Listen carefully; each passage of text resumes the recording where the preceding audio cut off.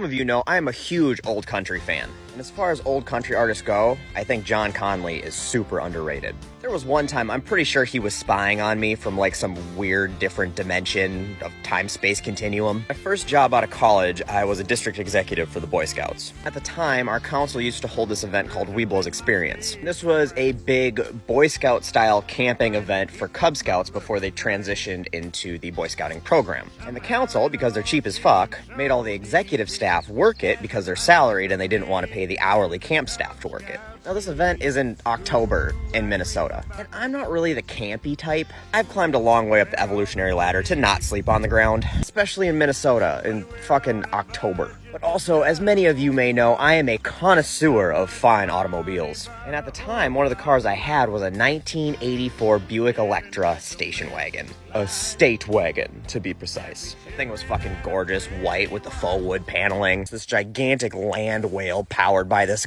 gutless Oldsmobile Buick 307. God, I miss that car. And I felt that gorgeous piece of American engineering was the ideal vehicle to take to this work weekend that I did not want to go on. And as I'm driving this hour and a half to this Cub Scout camping event, a John Conlee song comes on the radio that I had not heard before, called Domestic Life. And I'm not going to sing for you because nobody wants that. The song starts with him saying, "Cruising in my station wagon, trying to keep the muffler from dragging. Sometimes it seems so defeating as I'm hustling to make the Cub Scout meeting." What? What are the fucking chances that the first time that I hear that particular John Conlee song, I'm in a station wagon going to a Cub Scout camping event?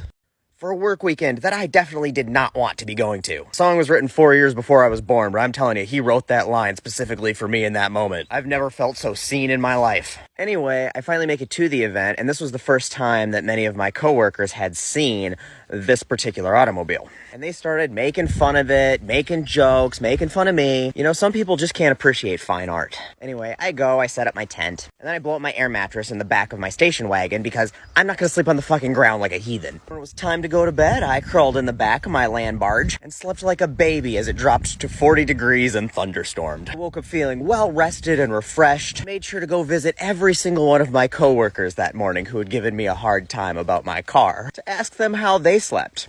Oh, did it thunderstorm? I barely noticed. But yeah, it was a rough night. I was a little cold when I woke up this morning. I had to turn the heat on for a few minutes. Oh, your phone's going dead? Just let me know if you need to use mine. I had mine plugged in all night. Anyway, the point of the story is station wagons were the best cars ever made, and John Conlee is Doctor Who.